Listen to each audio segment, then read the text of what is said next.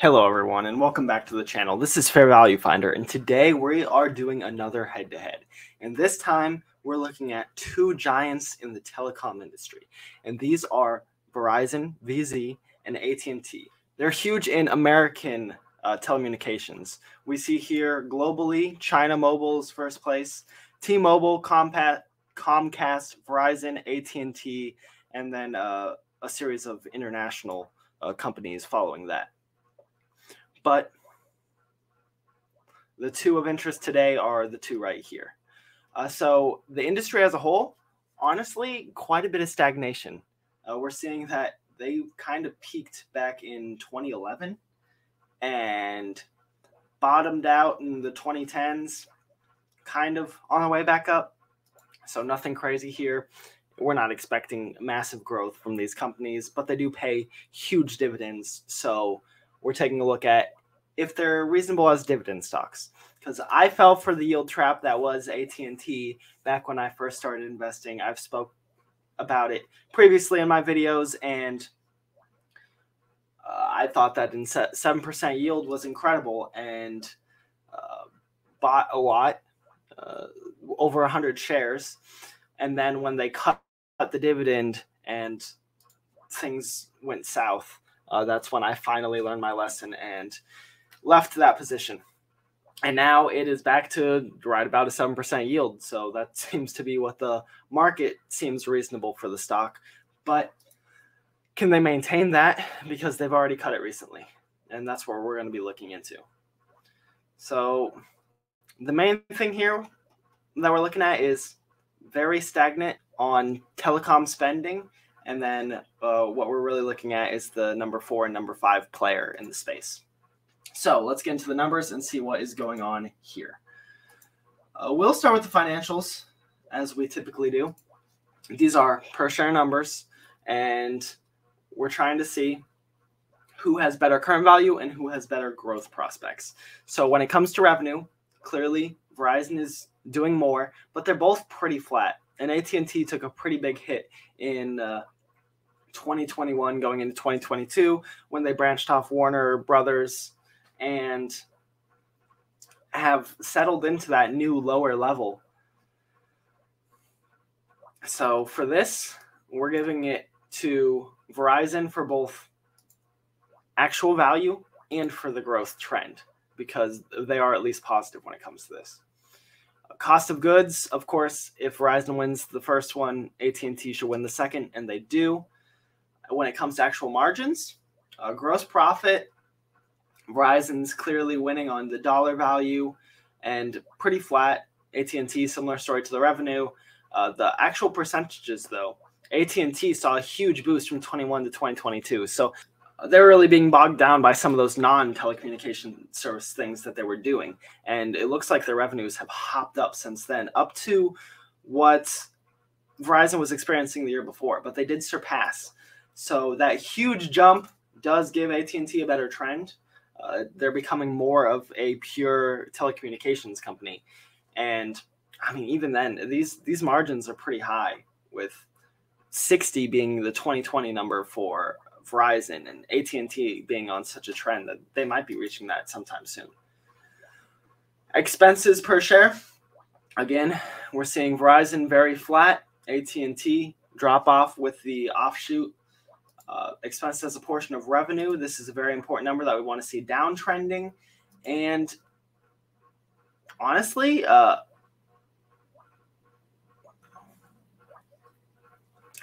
had already started the downtrend in 2020, and it was just continued through 2021. Jumped back up a little bit in 2023. But when it comes to expenses per share, AT&T is winning with lower, and they're bringing them down faster. And then Verizon's winning the actual expenses as a portion of revenue, but the trend is in AT&T's favor.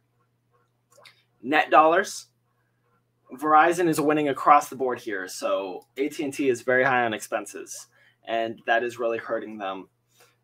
You can see the trends here. Verizon is just very stable in what they're doing. AT&T is all over the place, and there are reasons outside of just their business that are shifting numbers like that so quickly. Earnings per share, again, stability in Verizon. AT&T is all over the place.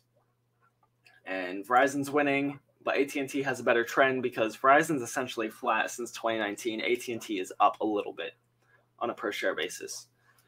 And then for the earnings yield, we see Verizon is slowly growing it ever since it bottomed out in 2020.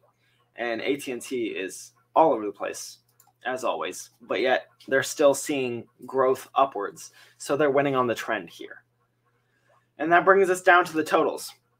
So on a value basis, AT&T is losing out big time. They won 2 of the 8 for current value. When it comes to growth, AT&T is looking a little bit better than Verizon, winning 6 of the 4. But part of that is just the offshoot. They're able to offload expenses, debt, everything when they branched off Warner Brothers.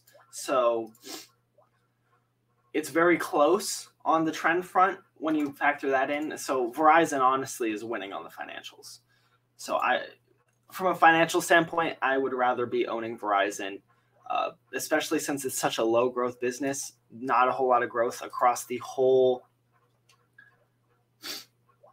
telecommunications space, that if you're really looking for growth, you need to find a smaller player in a country with a fast growing population, somewhere like India or China, where you can ride the wave of that population growth and potential market share growth for the company that you're choosing.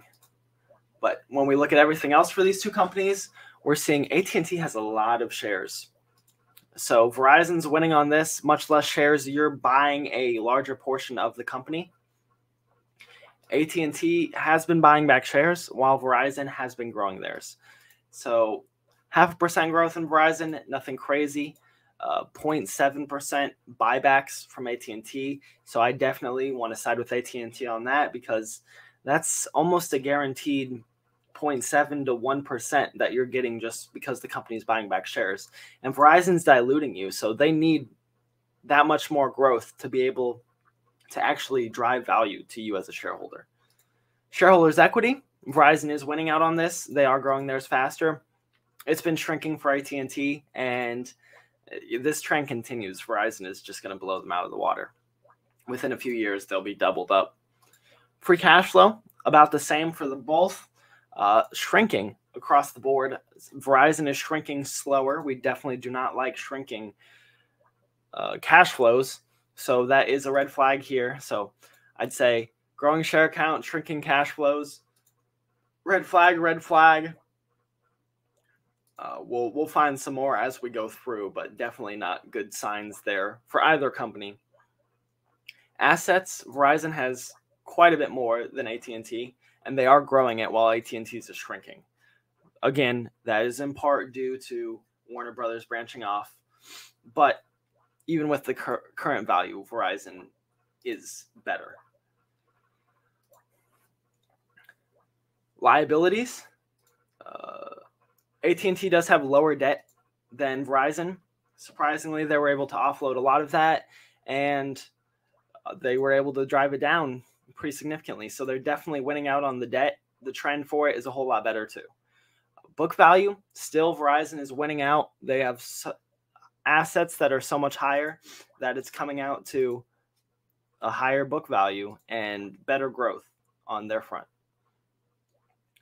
Debt to equity is awful for both of these companies. It's well known that it's a very debt heavy business, but a 3 debt to equity is very high, and it makes the ROEs down here not even reasonable. There's so much dilution here, yet AT&T's is still negative.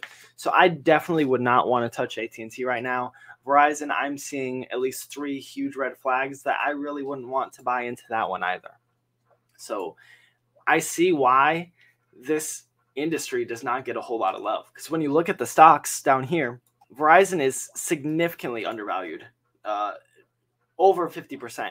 AT&T closer to 10%, but the market has essentially just treated these as bond-like investments where you're getting a tiny growth, hopefully, if not breaking even on the actual growth front, but then you're getting massive dividends, 7.3%. Cash per share, Verizon does have a lot more cash per share, nearly double, and they are growing theirs, although slowly. AT&T is down, likely, again, due to the branching off of Warner Brothers. We've already touched on these dividends and how they're essentially bond-like investments. Share price, AT&T is winning out because it's lower. The real question to ask yourself is, one share of Verizon worth two AT&Ts? I mean, when it comes to share counts, we can see what the difference is here. There are 1.7 AT&T shares for every Verizon share. So if we wanted to do an apples-to-apples comparison between these two companies, we would be looking at something like this. So you'd be paying $25.73 to get the same amount of the overall market share for that company.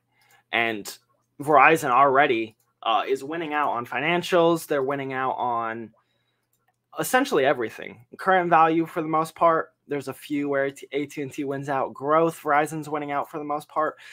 So Verizon is, of the two, a significantly better deal. And if I were to have to choose one to invest in, I would buy Verizon. The ROEs, we already said, with such high debt to equities, the ROE, it's so diluted you can't even believe these values. And even then, AT&T's is atrocious at negative 9%. We wanted 20%. That's what Verizon's delivering. But in reality, it's not that high. And then PE.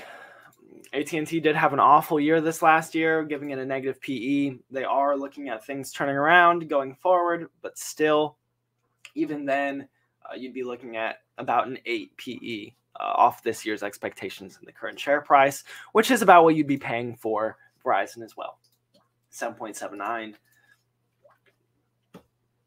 And Verizon would be winning out on that current value. They are holding more stable in their PE ratio. So this one is definitely an interesting one.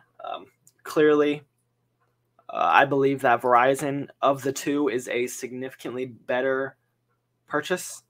We'll see how it plays out in the long run. I believe that Verizon is going to win out in the long run. They already have the larger market share. But is it really worth investing into? The market has a general return of 8 to 10%. So let's say Verizon, you're looking at 6.5% in dividend payments. Revenues that are growing at a rather slow rate, 3.28% in recent years, and the issuance of 0.5% of shares a year. So if you're lucky, you can come out on par with what SPY is able to achieve, but I would not bank on it, and that would be at best. So I want to thank you guys for watching. Please like if you enjoyed the video. Comment if there's any other stocks we should pit against each other and see which one's a better buy for that sector. And subscribe so you can stay up to date with everything. And I'll catch you next time.